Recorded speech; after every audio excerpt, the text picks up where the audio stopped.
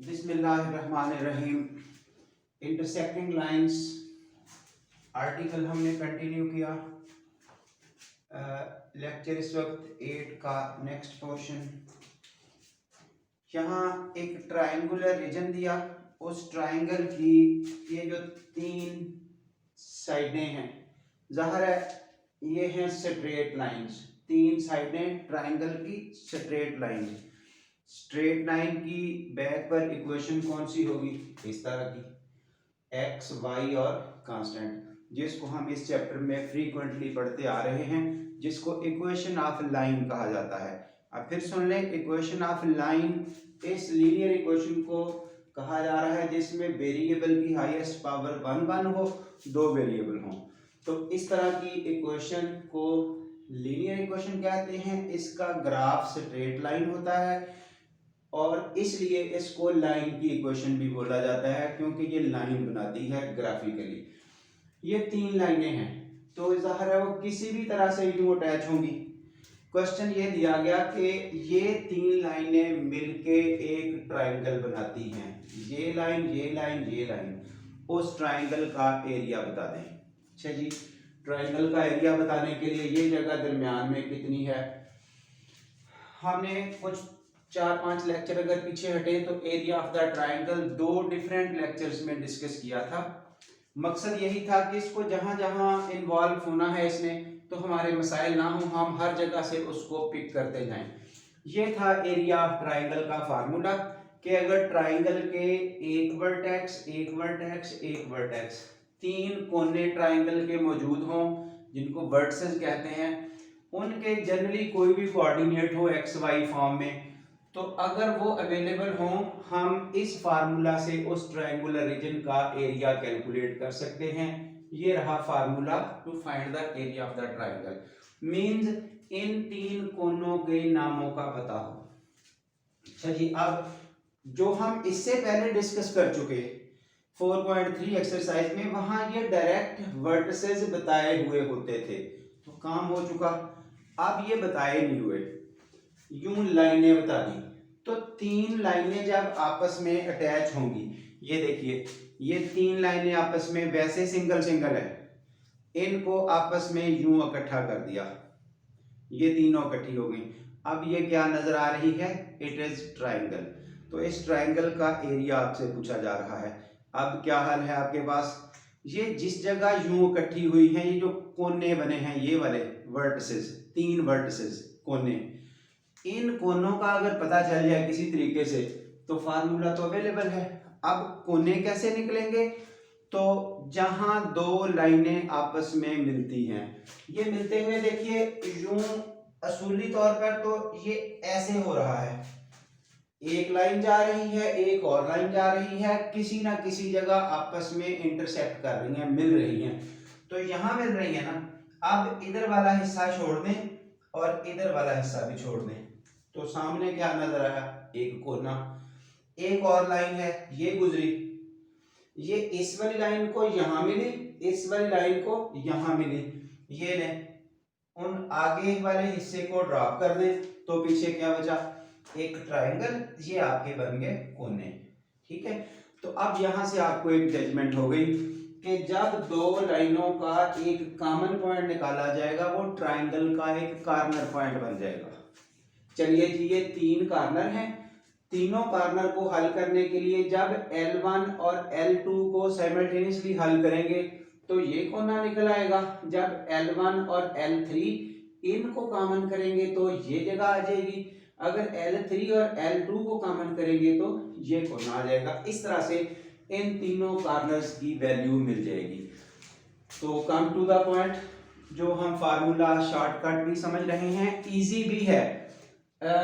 इस वक्त आपको लगेगा कि शायद ये लिखा हुआ कुछ ज्यादा है, तो इससे हम क्वेश्चन की लेंथ का या कॉम्प्लिकेसी का अंदाजा नहीं लगाएंगे। तो यहाँ अगर इनको साइमल्टेनियसली हल करना पड़ता ऊपर नीचे रख के, कोएफिशिएंट बराबर करके, तो कोई बच्चा करके देख ले, इससे कहीं ज्यादा टाइम लगेगा और कैलकुलेशन में मिस्टेक्स के भी चांसेस होंगे। ये सीधा सीधा लिखा हुआ है और इसकी थोड़ी सी प्रैक्टिस कीजिए। ये देखिए, common point of L1 and L2, इन दोनों का कॉमन पॉइंट, ये दोनों लिखी।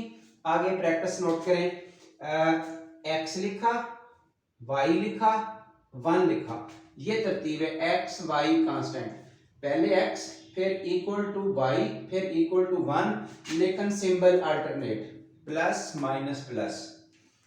नीचे क्या आएगा, बस मैं इसको थोड़ा अच्छे से समझा रहा हूं, एक्स वाला हिस्सा छोड़ दे, बाकी क्या आया, -1 -10 1 और -41।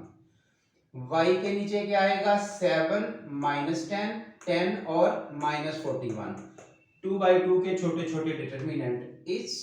इस कांस्टेंट के नीचे क्या आएगा, 7 -1 10 और 1, ये आपके सामने है। अब अगला स्टेप क्या है, जब ये एक दफा मैनेज हो गया, आगे तो 2/2 के डिटरमिनेंट है, तो 2/2 के डिटरमिनेंट अब कितनी ही दफा बताया जा रहा है, ए बी सी डी, अगर ये डिटरमिनेंट है 2/2 का तो उसका सोल्यूशन क्या होगा, A D minus B C. पहले इनको मल्टीप्लाई करना है, माइनस फिर इन दोनों को मल्टीप्लाई करना है। ये 9th क्लास से शुरू होता है 2/2 का डिटरमिनेंट, और अगर बच्चा नहीं करके बैठा तो अब सीख ले, अब ये काम कर ले। चले ये देखिए, इसका सोल्यूशन किया, दिस माइनस, ये माइनस की वजह से प्लस हो जाएगा। इसका सोल्यूशन किया, इनको मल्टीप्लाई माइनस इनको मल्टीप्लाई माइनस इनको मल्टीप्लाई, फाइनली ये हर तरीके से सिंपलीफाइड फॉर्म में x over this y over this. और अब आखिरी स्टेप क्या है, इस पहले वाले को उठा के आखिरी से कंपेयर करना है, फिर इस दूसरे वाले को उठा के उसी आखिरी से कंपेयर करना है, ताकि इससे आपको x मिल जाए, इससे मिलके इससे आपको y मिल जाए। ये लें, अब 51 जब इधर शिफ्ट हुआ तो इस वक्त ये 17 3 41 51, ये 17 87 को 11 जर, तो ये x की कीमत 3 y की कीमत 11, पॉइंट क्या बना, ए नाम रख लें उसका। पॉइंट नाम रखने का तरीका बताया था कि ऐसे ये पॉइंट होते हैं सारे, जब कोई नाम बनाना तो उसके बाहर कैपिटल सिंबल अटैच कर देते हैं। ये किस किस का कॉमन था, L1 L2 का, तो L1 L2 का ये कॉमन हो गया। अब इसको एज इट इज देखिए, सिर्फ यहां मैं लिख के खत्म कर रहा हूं, ये कैलकुलेशन नहीं समझा रहा। ये ले, अब है common point of L1 L3, ये है L1, ये 1 वाली, L3 ये आखिरी वाली, वो दोनों यहां लिखी। अब देखिए ये स्टेटमेंट कैसे बनेगी, x y 1, x y तरतीब से जा रहे हैं, आखिरी जो लिखना है वो 1 लिखना है इन कांस्टेंट्स की जगह पे हमेशा। चलिए जी, सिंबल कौन से आएंगे, अल्टरनेट, x ये प्लस ये माइनस ये प्लस। नीचे क्या आएगा, इस x को नीचे जब लिखना है तो -1 -10 2 और 3, ये देखिए।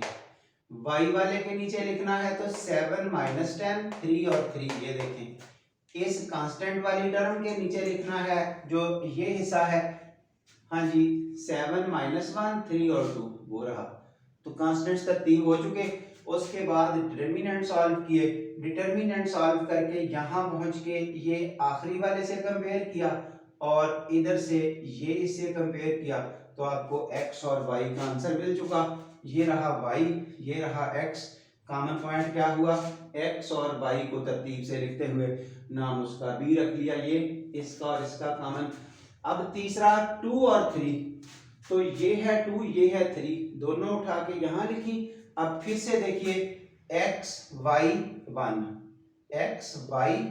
तरतीब से वो लिखे, प्लस माइनस प्लस, सिंबल हो गया अल्टरनेट, इक्वल टू नीचे क्या आ रहा है, ये देखिए।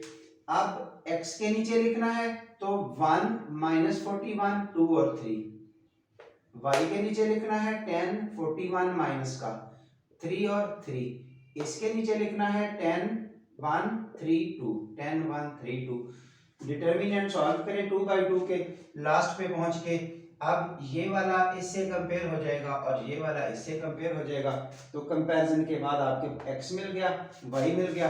सो ये रहा आपके पास तीसरा कॉर्नर पॉइंट, वो C रहा, ये इन दोनों का कॉमन। हाँ जी, जब 3 कोने निकाल चुके उसके बाद एरिया ऑफ द ट्रायंगल का जाना पहचाना फार्मूला लिखते हुए 1/2, ये देखिए x1 y1 1, x2 y2 1, x3 y3 1, ये जस्ट फार्मूला बनाते हुए जनरल लैंग्वेज चलती है। तो ये असल में पॉइंट है, पहली कीमत x की, दूसरी y की, तीसरा 1। तो ये देखिए, ये x ये y, ये x ये y, ये x ये y। नाम हमने अपनी मर्जी से चूज किया ना 1 2 3 फार्मूला बनाने के लिए, ताकि सेपरेशन नजर आए। उसके बाद डिटर्मिनेंट का सॉल्यूशन अब नहीं बताया जा रहा, इट्स अप टू यू, हर पर्सन प्रैक्टिस कर सकता है। डिटर्मिनेंट की एक्सपेंशन के वैसे अलग से भी हमने हाउस ऑफ मैथमेटिक्स पे पूरी डिटर्मिनेंट की डिटेल दी हुई है, 10-12 लेक्चरों की एक सीरीज, जिसमें आपको 2x2 से लेकर 3x3, 5x5 हायर ऑर्डर्स, उनके शॉर्टकट मेथड्स, कंप्लीट डिटेल दी हुई है। बीएससी वाला चैप्टर वो आप आसानी से समझ सकते हैं। अगर किसी को डिटर्मिनेंट के बारे में कोई सोल्यूशन का इशू है कि वो एक्सपेंशन कैसे होती है, शॉर्टकट कैसे चलते हैं। चलिए जी, ज्यादा से ज्यादा अब यहाँ पर आ गया ये सोल्यूशन होके 34। वो square units, area square units में लिखते हैं ज्यादा से ज्यादा, क्योंकि हमने कौन सी तरतीब का ख्याल रखा है, किसको x1 y1 कहा, किसको x2 y2। किसी को भी पहली लाइन में लिख सकते हैं, किसी भी पॉइंट को दूसरी लाइन में लिख सकते हैं, किसी भी पॉइंट को तीसरी लाइन में लिख सकते हैं। तो जब ये रोज आगे पीछे हो सकती हैं, रोज अगर बदल जाए किसी डिटर्मिनेंट में, आपस में इंटरचेंज हो जाए, तो नेगेटिव का साइन आया करता है। इसलिए हो सकता है, इट इज पॉसिबल कि अगर किसी जगह नेगेटिव का रिजल्ट अगर कर जाए तो उससे दिमाग खराब नहीं कर लेना, एरिया हमेशा प्लस होता है, तो इसलिए मैटर नहीं करेगा ये। बस ये बात कहते हुए कि एरिया कभी भी नेगेटिव नहीं होता, आप उसको प्लस लिख देंगे, दैट्स ऑल। अगर कोई ऐसा हो भी जाए तो इसके अलावा यहाँ तक मेरा नहीं ख्याल कि किसी बच्चे का कोई प्रॉब्लम बचेगा। अगर बचेगा तो हम बैठे हैं, डोंट वरी, इंशाल्लाह हर तरीके से हेल्प आउट करेंगे। Go ahead, thank you very much.